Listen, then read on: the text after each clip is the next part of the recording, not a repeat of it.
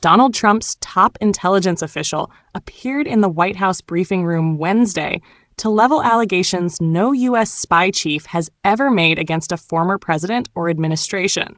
National Intelligence Director Tulsi Gabbard accused former President Barack Obama and his deputies of manufacturing a false intelligence analysis to show Russia tried to help Donald Trump win the 2016 election. Obama and former officials in his administration have dismissed the allegations as baseless. These bizarre allegations are ridiculous and a weak attempt at distraction, Obama spokesperson Patrick Rodenbush said. Democrats have accused the administration of trying to change the subject, as many of Trump's supporters have demanded the government release more documents and information related to the case of the late financier Jeffrey Epstein.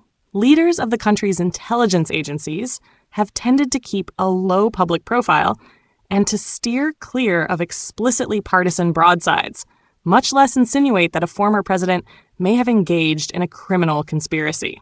But Gabbard, serving a commander-in-chief who has relished conspiracy theories and insisted he was the victim of a partisan plot, ventured into uncharted territory in her White House appearance. There is irrefutable evidence that details how President Obama and his national security team directed the creation of an intelligence community assessment that they knew was false, said Gabbard, a former Democratic congresswoman. Gabbard announced she had declassified a 5-year-old report by Republicans on the House Intelligence Committee about the 2016 election. The Republican report was emphatically rejected at the time by Democratic lawmakers on the panel who played no role in its creation. The Republican report sought to cast doubt on an assessment by U.S. intelligence agencies that Russia interfered in the 2016 election in a bid to boost Trump's candidacy. The Republican report found that the bulk of the 2017 intelligence assessment, which assessed that Russia interfered in the 2016 election to damage Hillary Clinton's candidacy, was sound. But it took issue with the assessment's finding that Russian President Vladimir Putin aspired to help Trump win the 2016 election. The House report argued that the intelligence agency's judgment was based on one piece of human intelligence that was open to different interpretations. The report added that some CIA officers objected to including the judgment about Putin's intentions, arguing that the intelligence behind it was insufficient. The House committee report also accused the director of the CIA at the time, John Brennan, of pushing to keep the finding about Putin in the assessment.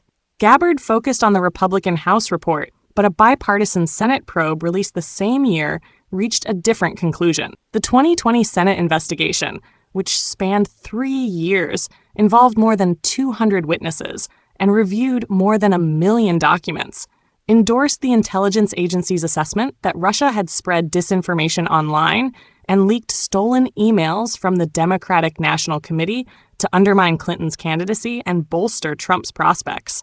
Trump's current Secretary of State, Marco Rubio, was the acting chair of the Intelligence Committee at the time. He and every other member of the committee, both Republicans and Democrats, endorsed the report's findings. Gabbard's decision to declassify an old Republican congressional report is the latest in a series of actions by the administration designed to reopen a politically polarized debate about what happened in the 2016 election and whether Trump benefited from Moscow's information warfare.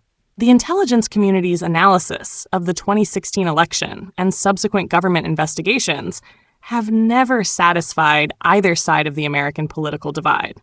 Intelligence agencies never delivered a verdict about the possible impact of Russia's influence operations on the electoral outcome, and a probe by special counsel Robert Mueller found that Russia intervened in 2016 to undercut Clinton. But it did not find evidence of a criminal conspiracy between the Trump team and the Kremlin, as some voices on the left had suggested. At the same time, a special counsel Trump appointed in his first term, John Durham, disappointed activists on the political right with his 3-year investigation.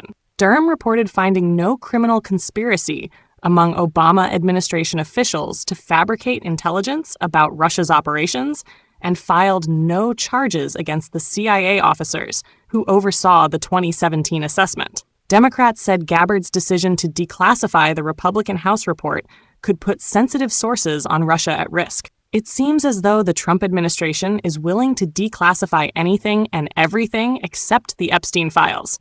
Senator Mark Warner of Virginia, the Democratic vice chair of the Intelligence Committee, said in a statement, "The desperate and irresponsible release of the partisan House intelligence report puts at risk some of the most sensitive sources and methods our intelligence community uses to spy on Russia." In her presentation at the White House, Gabbard publicly described detailed Russian intelligence reporting on Clinton, including allegations about her behavior and health that had not been verified. Gabbard then blasted Obama administration officials for including an unverified dossier about Trump by a former British intelligence officer, Christopher Steele, in the 2017 intelligence assessment. The dossier was included in the assessment's annex with a disclaimer that said its claims had not been verified. Representative Jim Himes D. ranking member of the House Intelligence Committee, called Gabbard's claims a transparent effort to distract from bipartisan criticism of the Trump administration's refusal to release the Jeffrey Epstein files.